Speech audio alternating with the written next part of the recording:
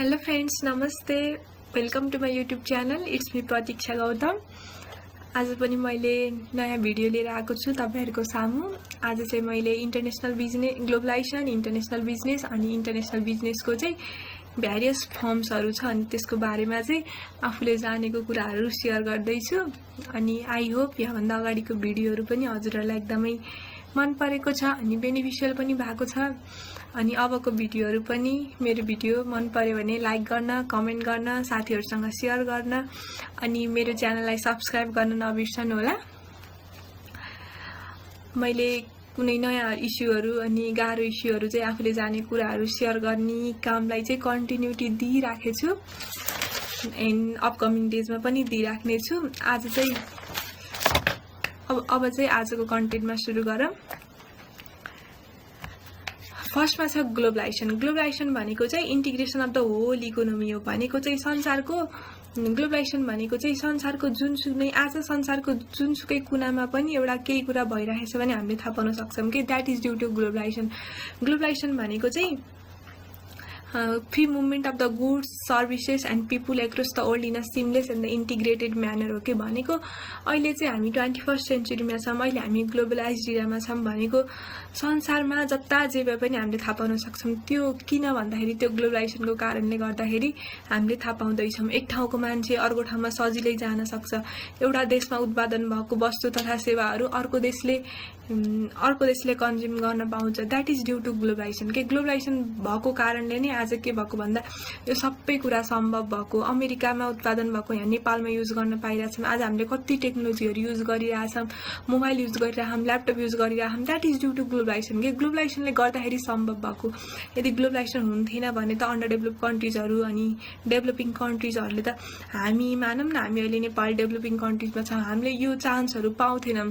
त्यही भएर चाहिँ ग्लोबलाइजेसनले गर्दाखेरि चाहिँ हामीले यो चान्स पाइरहेको छौं। अनि आज हामी पुरा संसारसँग नै त्यो भिज्न पाएको छौं, संसारको कुरा बुझ्न पाएको छौं नि त त्यो ग्लोबलाइजेसनले गर्दाखेरि भएको।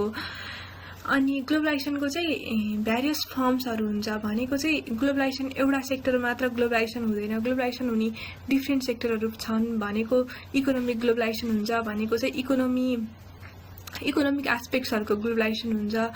अनि पोलिटिकल ग्लोबलाइजेसन हुन्छ। त्यो एक ठाउँको त्यो ग्लोबलाइजेसन भने पोलिटिकल, जस्तै पोलिटिकल ग्लोबलाइजेसन भनेको चाहिँ पोलिटिकल एस्पेक्ट्सहरुको इन्टरकनेक्टेडनेस भनेको चाहिँ पोलिटिकल ग्लोबलाइजेसन हो। भनेको चाहिँ जस्तै हामी इन्डियासँग चाइनासँग डिपेन्ड छौं नि त भन्नाले as a business point of भ्यूले हेर्दाखेरि। अनि त्यो इन्डियाको पोलिटिक्स राम्रो हुनु र इन्डियाको पोलिटिक्स नराम्रो हुनुले हाम्रो नेपाललाई पनि त असर पार्छ नि त। That is due to political globalization के। अनि अब सोशल ग्लोबलाइजेसन हुन्छ, सोशो कल्चरल ग्लोबलाइजेसनहरु हुन्छ।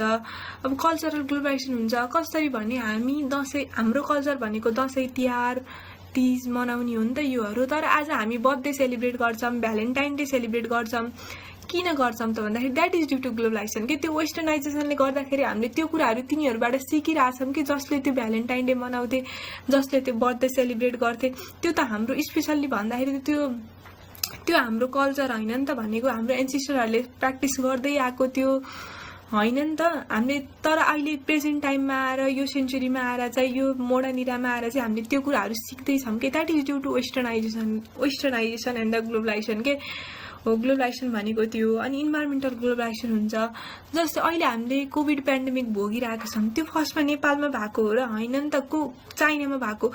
अब त्यो चाइनाले भोगिरहेको कुरा अनि आज चाइनाको त्यो कुराले गर्दा हामीलाई पनि इम्प्याक्ट पारेछ कि यो हामी यो कोभिड पेन्डेमिकमा नि ग्लोबलाइजेसनकै रिजल्ट हो है वास्तवमा। यदि हामी चाइनासँग कुनै पनि त्यो वेबाट हामी कनेक्ट हुन्थेनौं भने सायद अहिले हामीले कोभिड पेन्डेमिकको भोग्नु पर्ने थिएन कि। त्यही त हामी डिपेन्डेन्ट छौं केही न केही कुरामा, हामी इन्टरकनेक्सन छ त्यो देशमा भनेर त। अनि अहिले होल वर्ल्डले चाहिँ एक ठाउँमा नभए त ल एकपाली सोचौँ है ल, हामीले त्यो चाइनाको एउटा ठाउँमा भएको कुरा हो नि त, आगो डिजिज हो नि त। त्यसले आज सारा विश्वलाई नै यस्तो बनाइरहेको छ के। विश्व नै पुरा यस्तो सिचुएसनमा छ कि हो त्यो भएको चाहिँ ग्लोबलाइजेसनले हो कि त्यही भएर हुन त अब ग्लोबलाइजेसनको एडभान्टेजेस धेरै छ भनिहालेँ मैले। आज हामी टेक्नोलोजीसँग यति धेरै क्लोज हुन पाएको छौँ, टेक्नोलोजीले हामीलाई यति धेरै अवसर दिएको छ। अहिले हामी घरमै बसेर सब कुरा थाहा पाइरहेको छौँ कि एक सेकेन्डमै सब कुरा थाहा पाइरहेको छौँ। That is the benefits of the globalisation. Benefits त अब बेनिफिट्स र डिमेरिट्सको कुरा गर्दा, डिसएडभान्टेजेसको कुरा गर्दा त सबै कुराको एडभान्टेजेस डिसएडभान्टेजेस हुन्छ होइन। अब एडभान्टेजेसको कुरा गर्दाखेरि चाहिँ त्यही टेक्नोलोजिकल एडभान्सेस चाहिँ यस्तो सोच्दा पनि खतरा नै हो है। नभए त त्यो टेक्नोलोजिकल एडभान्समेन्ट ग्लोबलाइजेसन नभइदिएको भए त हामी कति पछाडि पर्थ्यौँ होला, हामीलाई केही थाहा हुन्थेन होला भन्ने सोच आउँछ नि त। हो त्यो चाहिँ ग्लोबलाइजेसनले गर्दाखेरि चाहिँ सम्भव भएको हो। अनि के अरे इम्प्लोइमेन्ट अपर्च्युनिटी पाइरहेको छन्। झन् अझ नेपालको कन्टेक्समा त कति धेरै फरेन इम्प्लोइमेन्टको लागि गएको छ नि त मान्छेहरू, नेपाली सिटिजनहरू। अनि हो त्यो पनि ग्लोबलाइजेसनले गर्दा नै सम्भव भएको हो। अनि डेभलपमेन्ट अफ द ट्रेड र कमर्सको डेभलपमेन्ट भइरहेको छ। आज हामीले यहाँ उत्पादन भएको वस्तुहरू बाहिर एक्सपोर्ट गर्न पाइरहेको छौँ, अनि बाहिर उत्पादन भएको वस्तुहरू यहाँ इम्पोर्ट गर्न पाइरहेको छौँ। That is due to globalisation के भनेको चाहिँ बेनिफिट्स अफ ग्लोबलाइजेसनको कुरा गर्दैछु। अनि अब मल्टिनेसनल कम्पनीजहरू प्रमोट भइरहेको छन्, झन् बढिरहेको छन् तिनीहरू। अनि कल्चरहरू इन्टरचेन्ज गर्न पाइरहेको छ। नेगेटिभली युज नगर्ने भने त कल्चर इन्टरचेन्ज गर्दा नि त हामीले डिफ्रेन्ट कल्चरहरूको जान्न सक्छौँ, डिफ्रेन्ट कल्चरको स्वादहरू जान्न सक्छौँ नि त। यो कल्चरमा यो हुन्छ भनेर त्यो हामीले नलेज गेन गर्न त सक्छौँ नि त। त्यो कल्चर सेलिब्रेट गर्नु भन्दैमा नराम्रो भन्ने त होइन नि। त्यो कल्चरल इन्टरचेन्ज गर्दा पनि हामीले धेरै कुरा सिक्न सकिन्छ। अनि इनोभेटिभ आइडियाजहरू, थट्सहरू जुन चाहिँ डेभलपिङ कन्ट्रिजहरूसँग छ त्यो सिक्न सकिन्छ। अब अमेरिका टेक्नोलोजीमा यस्तो धनी छ, टेक्नोलोजिकल रिसर्च अमेरिकासँग धेरै छ। त्योबाट हामीसँग त छैन नि त। त्यो कुरा सिक्न सक्छौँ नि त अमेरिकाबाट। किनभने त्यो कसरी सम्भव छ भन्दाखेरि ग्लोबलाइजेसनले सम्भव छ कि।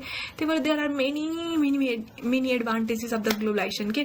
अब डिसएडभान्टेजको कुरा गर्दाखेरि चाहिँ अब हाम्रो सोसल भ्यालुजहरू हराउँदै जान्छ। अब हाम्रै कन्टेक्समा हेरौँ न, हाम्रो कति धेरै सोसल प्र्याक्टिसेसहरू थियो, भ्यालुजहरू थियो, नर्म्सहरू थियो, खै त्यो कति हराउँदै गछ। अब त हामीलाई वेस्टर्नाइजेसनले गर्दाखेरि त्यो हाम्रो पुरानो कुराहरू त मतलब लाग्न छाडिसकेको छ कि।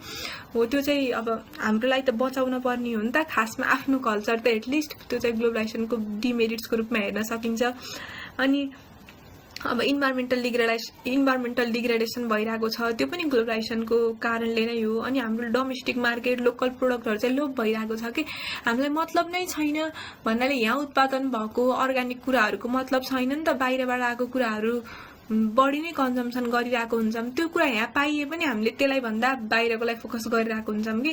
हो त्यो ग्लोबलाइजेसनको के अरे डिसएडभान्टेजेसको रूपमा पनि यसलाई हेर्न सकिन्छ। तर इन कन्क्लुजन ग्लोबलाइजेसन भनेको चाहिँ integration of the whole economy हो, जसले गर्दाखेरि चाहिँ आज हामी संसारको जुन कुनै कुरा पनि जुन कुनै घटना घटोस् संसारको जस्तो कुनामा पनि हामी यति सजिलै थाहा पाउन सक्छौँ ग्लोबलाइजेसनको कारणले। त्यही भएर ग्लोबलाइजेसनले चाहिँ त्यो के अरे बोर्डरलेस वर्ल्ड बनाएको छ कि। कुनै पनि त्यो बोर्डर नै छैन कि छेक्ने, त्यो भन्नाले विश्वमा कुनै पनि छैन। हामीले थाहा पाउन सकेका छौँ एक ठाउँको कुराहरू, एक ठाउँमा उत्पादन भएको वस्तुहरू इजिली युटिलाइज गर्न पाएको छौँ।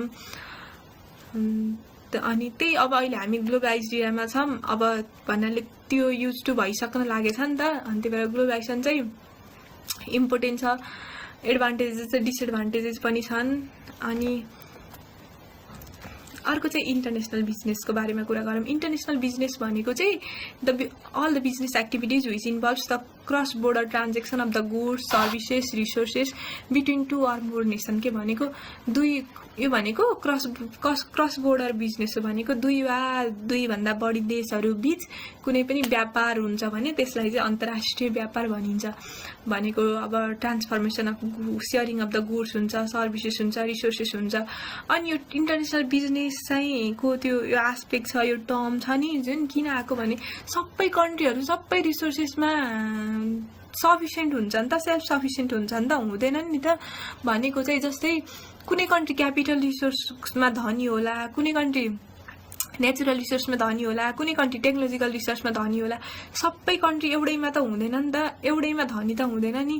जस्तै अमेरिका टेक्नोलोजिकल रिसोर्समा होला, त्योसँग नेचुरल रिसोर्सेस नहुन सक्छ। अब नेपाल हामीसँग क्यापिटल रिसोर्सको कमी छ, तर नेचुरल रिसोर्सेस त छ नि त हामीसँग, त्यही भएर हामी इन्टरनेसनल बिजनेसमा जानु परेको के भनेको चाहिँ हामीसँग जे छ त्यो कुरा चाहिँ अर्को कन्ट्रीलाई एक्सपोर्ट गर्ने र उनीहरूसँग जे छ त्यो चाहिँ हामीले इम्पोर्ट गर्ने हो। त्यसरी चाहिँ इन्टरनेसनल बिजनेसको चाहिँ कन्सेप्ट आएको हो। अनि इन्टरनेसनल बिजनेस भनेको अब लार्ज स्केल अपरेसन हो। डिफ्रेन्ट इकोनोमिजहरूको चाहिँ के हुन्छ भन्दाखेरि चाहिँ इन्टिग्रेसन हुन्छ, त्यसमा मल्टी डाइमेन्सनल कन्सेप्ट हो कि भनेको चाहिँ डिफ्रेन्ट कन्ट्रिजहरू इन्भल्भ भएको हुन्छ, तिनीहरूको साइन्स टेक्नोलोजीहरू सेयरिङ भइरहेको हुन्छ, त्यो प्रोडक्सन टेक्निक्सहरू हुन्छ नि त्यो सबै चेन्ज भएको हुन्छ, फ्री मार्केट इकोनोमी हुन्छ के अरे इन्टरनेसनल बिजनेसमा चाहिँ। अनि बेनिफिट्स पनि त हुन्छ नि इन्टरनेसनल बिजनेसमा इन्भल्भ हुँदाखेरि त अर्को कन्ट्रीबाट हामीले केही त सिक्न सक्छौँ, इनोभेटिभ आइडियाजहरू चाहिँ गेन गर्न सक्छौँ नि त तिनीहरूबाट, त्यही भएर हुन्छ के धेरै फाइदा हुन्छ। अब त्यही इन्टरनेसनल बिजनेस गरेका जस्तै अब हामी इन्डिया जस्तै हामी नेपालमा चाहिँ गार्मेन्ट्सहरू उत्पादन गर्न सक्छौँ, हब्सहरू होला, हामीसँग वाटर रिसोर्सेस धेरै छ, त्यो कुरा इन्डियालाई दिएर चाहिँ हामीले इन्डियाबाट चाहिँ पेट्रोलियम प्रोडक्ट्सहरू ओइल्सहरू चाहिँ के गर्छौँ इम्पोर्ट गर्छौँ नि त, किनभने हामीसँग त त्यो छैन, हामीसँग ग्यास अनि पेट्रोलियम प्रोडक्टहरू छैन जुन इन्डियासँग गरिरहेछौँ, चाइनाबाट सामान लिइरहेछौँ हो। त्योहरू भनेको चाहिँ के हो इन्टरनेसनल बिजनेस हो कि भनेको चाहिँ हामी अन्तर्राष्ट्रिय व्यापारमा चाहिँ कनेक्ट भएको छौँ कि भनेको हामीसँग भएको कुराहरू सेयर गरेको छौँ उनीहरूलाई, उनीहरूसँग भएको कुराहरू हामीले लिइरहेछौँ, किनभने त्यही सबै कन्ट्री सेल्फ सफिसियन्ट हुँदैन नि त, सबै कन्ट्रीसँग त्यो रिसोर्सेसहरू अभाइलेबल हुँदैन, त्यसैले चाहिँ इन्टरनेसनल बिजनेस गर्नु परेको भने इन्टरनेसनल बिजनेसको एडभान्टेजेसको रूपमा पनि लिन सकिन्छ यसलाई, किनभने हामीले धेरै आइडियाजहरू टेक्नोलोजीहरू सेयर गर्न सक्छौँ, ट्रेड एन्ड कमर्स चाहिँ फ्रीली गर्न सक्छौँ थ्रु इन्टरनेसनल बिजनेस। अनि in modern economic system international business is that factor which connects the countries to open their overall aspects of the economy so as to achieve the certain goal same. भनेको चाहिँ international business चाहिँ यस्तो factor हो जसले चाहिँ कन्ट्रिजहरूको all the economic एस्पेक्टलाई चाहिँ connect गरेछ अनि गोल एचिभ गर्नलाई चाहिँ हेल्प गर्छ के भनेको। त्यही त अब मैले नेपालमा मलाई केही कुरा चाहिएछ भने त छैन नि त, यहाँ छैन, तर अर्को कन्ट्रीबाट लिएर चाहिँ मैले त्यहाँ फुलफिल गर्न सक्छु, मेरो बिजनेसको गोल चाहिँ गोल चाहिँ मैले त्यो एचिभ गर्न सक्छु नि त। त्यही अब बिजनेस कुनै इन्डस्ट्री टर्न गर्दा नै र मेटेरियल्स चाहियोस्, अब त्यो हामीसँग छैन भने पछाडि त अर्कोसँग डिपेन्ड हुनु पर्यो नि, अर्कोसँग बिजनेस गरेर चाहिँ त्यो सेयरिङ गर्नु पर्यो नि, हो त्यो भनेको चाहिँ इन्टरनेसनल बिजनेस हो। अनि इन्टरनेसनल बिजनेस चाहिँ एउटै तरिकाले इन्टरनेसनल बिजनेस गरिन्न कि इन्टरनेसनल बिजनेस गर्नुको चाहिँ भ्यारियस फर्म्सहरू हुन्छ, मोड्सहरू हुन्छ। अब चाहिँ लेट्स त्यसको बारेमा चाहिँ डिस्कस गरौँ। फर्स्टमा मैले चाहिँ मेनली धेरै नै हुन्छ, तर इन्टरनेसनल बिजनेस रन गर्ने चाहिँ त्यो मोड्सहरू फर्म्सहरू चाहिँ धेरै नै भइरहेको हुन्छ, 2, 4, 6, 7वटा चाहिँ मैले इन्क्लुड गरिरहेको छु। फर्स्टमा छ एक्सपोर्टिङ भनेको त simply it is the process of selling goods and services produce in own country to the other country. भनेको चाहिँ आफ्नो कन्ट्रीमा उत्पादन भएको वस्तु तथा सेवाहरू अर्को कन्ट्रीलाई बेचिन्छ भने त्यसलाई चाहिँ एक्सपोर्टिङ भनिन्छ।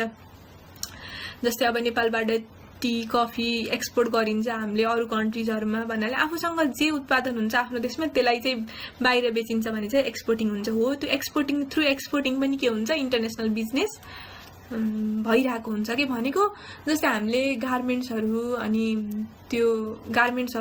टी कफीहरू हामीले बाहिर एक्सपोर्ट गर्छौँ नि, हो त्यो बाहिर एक्सपोर्ट गर्दाखेरि चाहिँ हामीले के गरिरहेको हुन्छौँ त्यहाँ अन्तर्राष्ट्रिय व्यापार गरिरहेको हुन्छौँ कि दुईभन्दा बढी देशहरू बिच व्यापार भएको छ नि त त्यहाँ त, हो त्यही भएर एक्सपोर्टिङ भनेको चाहिँ एउटा फर्म्स अफ इन्टरनेसनल बिजनेस हो। अनि अर्को चाहिँ importing, opposite of exporting. Importing भनेको चाहिँ it is the process of buying goods and services from other countries to meet the growing demand of the people.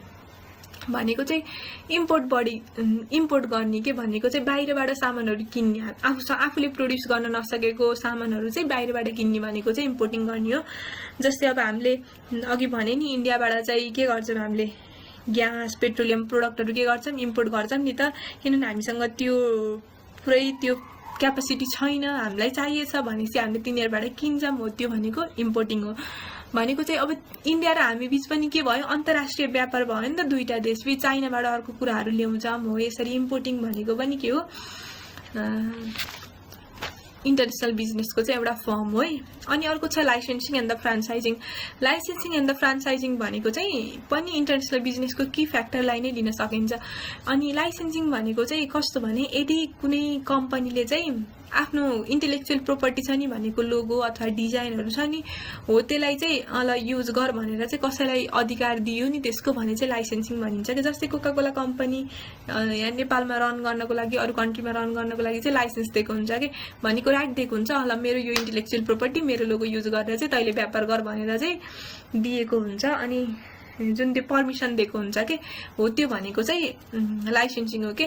Licensing considers the system of giving permission to conduct your business freely to acquire the certain goals of the business भन्छ कि। भनेको त्यही त्यो business concern कन्ट्रीमा चाहिँ business run गर्नको लागि permission दियो भने चाहिँ लाइसेन्सिङ हुन्छ। अनि लाइसेन्सिङ चाहिँ प्रोडक्सन कम्पनीको लागि चाहिँ लाइसेन्सिङ दिन्छ जसले त्यो प्रोडक्टहरू उत्पादन गर्छ। अनि फ्रान्चाइजिङ भनेको चाहिँ सर्भिस बेस्ड कम्पनीहरूलाई चाहिँ फ्रान्चाइजिङ दिन्छ क्या। डिफ्रेन्स भनेको यही हो। त्यही पर्मिसन त पर्मिसनै दिनु हो, दुईटा यो व्यापार गरे तेरो देशमा भनेर चाहिँ पर्मिसन दिनु हो लाइसेन्सिङ र फ्रान्चाइजिङ भनेको चाहिँ। तर प्रोडक्सन कम्पनीको लागि दियो भने चाहिँ लाइसेन्सिङ हुन्छ।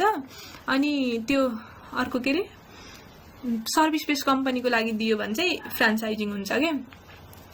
अनि यो डिफ्रेन्स हो होइन। अनि फ्रान्चाइजिङ भनेको चाहिँ जस्तो फ्रान्चाइजिङमा चाहिँ के हुन्छ भने फ्रान्चाइजर र फ्रान्चाइजी हुन्छ कि। फ्रान्चाइजरले चाहिँ त्यो राइट ग्रान्ट गर्छ भनेको चाहिँ अधिकार दिन्छ अनि फ्रान्चाइजीले चाहिँ त्यो अधिकार लिन्छ अनि त्यहाँ पछाडि रन गरिरहेको हुन्छ कि। जस्तै भोइस अफ नेपाल फ्रान्चाइजिङ त्यो फ्रान्चाइजिङद्वारा चाहिँ त्यहाँ बिजनेस चलिरहेको छ के। भनेको इन्डियाको फ्रान्चाइजिङ पहिला भोइस अफ इन्डियाबाट चाहिँ अनि नेपालमा नि रन गर्ने भनेर भोइस अफ नेपाल आयो। को भन्छ करोडपति हो यो अरू चाहिँ फ्रान्चाइजिङबाट आएको हुन्छ। त्यही कोका कोला कम्पनी भन्यो नि त अघि हो त्यो भनेको लाइसेन्सिङ हुन्छ। अनि अर्को छ त्यही भएर यो पनि एकदम important modes of international business हो है यो दुईटा पनि। अनि अर्को छ इन्टरनेसनल इन्भेस्टमेन्ट। इन्टरनेसनल इन्भेस्टमेन्ट भनेको त त्यही हो अब आफ्नो कन्ट्रीमा मात्र व्यापार नगरेर बाहिरको बिजनेसहरूमा पनि हामीले के गर्यौँ इन्भेस्टमेन्ट गर्यौँ भने चाहिँ इन्टरनेसनल भनेको त त्यही नि आफ्नो देशभन्दा बाहिर के गर्यौँ इन्भेस्टमेन्ट के अरे लगानी गर्यौँ भने चाहिँ त्यहाँ पनि के हुन्छ हाम्रो इन्टरनेसनल बिजनेस हुन्छ। अनि अर्को छ foreign direct investment. Foreign direct investment भनेको पनि एउटा मोड अफ इन्टरनेसनल बिजनेस हो। कस्तो हुन्छ भने एउटा कुनै कन्ट्री आएर चाहिँ हाम्रो देशमा इन्भेस्टमेन्ट गर्यो अनि बिजनेस चलायो भने चाहिँ के हुन्छ त्यो फरेन डाइरेक्ट इन्भेस्टमेन्ट हुन्छ क्या। भनेको चाहिँ अर्को कन्ट्री आएर होस्ट कन्ट्रीमा चाहिँ के गर्ने इन्भेस्टमेन्ट गर्ने भनेको चाहिँ फरेन डाइरेक्ट इन्भेस्टमेन्ट भयो। अनि अर्को छ एक्विजिसन। एक्विजिसन भनेको चाहिँ के हो भने त्यो कम्पनी नै एक्वायर गर्ने भनेको चाहिँ त्यो कम्पनीको सबै सेयरहरू किनेर चाहिँ आफैले बिजनेस रन गर्ने भनेको चाहिँ एक्विजिसन हो। यसरी पनि हामीले के अरे इन्टरनेसनल बिजनेस चाहिँ गर्न सकिन्छ। अनि अर्को छ ग्रिनफिल्ड भेन्चरिङ। ग्रिनफिल्ड भेन्चरिङ भनेको चाहिँ कस्तो भने एउटा मार्केट इन्ट्री गर्ने स्ट्राटेजी हो। कस्तो हुन्छ भने जस्तै पहिला नै भइराखेको कम्पनी छ तर त्यस्तै टाइपको कम्पनी चाहिँ सब्सिडियरी कम्पनी खोल्ने के अर्को देशमा सब्सिडियरी कम्पनी खोल्ने। जस्तै के हुन्छ नि त्यो म्याकडोनाल्ड स्टारबक्स चाहिँ अमेरिकाको कम्पनी हो नि त तर त्यो अमेरिकाको प्यारेन्ट कम्पनी भयो तर फेरि अरू कन्ट्रीमा पनि इस्टाब्लिस गर्ने अरू कन्ट्रीमा पनि त्यही नै इस्टाब्लिस गर्ने तर त्यो प्यारेन्ट कम्पनी हुन्छ अमेरिकामा जुन छ नि त्यो म्याकडोनाल्ड अनि स्टारबक्स त्यो चाहिँ प्यारेन्ट कम्पनी भयो। अनि सब्सिडियरी कम्पनी खोल्ने तर फुल्ली न्यू के भनेको पुरा नयाँ तरिकाबाट अर्को देशमा गएर खोल्ने भनेको चाहिँ ग्रिनफिल्ड इन्भेस्टमेन्ट अथवा ग्रिनफिल्ड भेन्चरिङ भन्छ के। जस्तै 2015 मा चाहिँ टोयोटा मोटर्सले चाहिँ न्यू प्लान्ट इस्टाब्लिस गर्यो मेक्सिकोमा यही ग्रिनफिल्ड भेन्चरिङद्वारा नै के। भनेको चाहिँ अब टोयोटा मोटर्स थियो 2015 मा अनि मेक्सिकोमा गएर पनि न्यू प्लान्ट इस्टाब्लिस गर्यो होल्ली न्यू गर्ने मा चाहिँ अर्को ठाउँमा गएर त्यही प्यारेन्ट कम्पनी त भइहाल्छ सब्सिडियरी कम्पनी खोल्ने तर होल्ली न्यू भनेको चाहिँ ग्रिनफिल्ड भेन्चरिङ हुन्छ। यसरी चाहिँ इन्टरनेसनल बिजनेसको चाहिँ डिफ्रेन्ट मोड्सहरू हुन्छन् भनेर चाहिँ लिन सकिन्छ। धेरै नै हुन्छन् तर लगभग यतिलाई डिस्क्राइब गरेर यति बुझे पछाडि चाहिँ पुग्छ सायद। अनि आजको लागि चाहिँ भिडियो यति नै। साथीहरू तपाईहरुलाई मेरो भिडियो कस्तो लाग्यो कमेन्ट गर्न नबिर्सनु होला अनि मन पर्यो भने लाइक गर्न अनि मेरो च्यानललाई सब्स्क्राइब गर्न पनि नबिर्सनु होला। अनि म फेरि पनि यस पछाडि पनि इन्टरनेसनल बिजनेसकै कन्टिन्यू भिडियो भनेको यस पछाडि इन्टरनेसनल बिजनेसको डिफ्रेन्ट थ्योरिजहरू छ हो त्यो डिफ्रेन्ट थ्योरिजहरू चाहिँ मैले सर्ट एन्ड स्विट तरिकाले चाहिँ भिडियो लिएर आउने छु। Thank you so much. Thank you for watching. Lots of love. Bye by.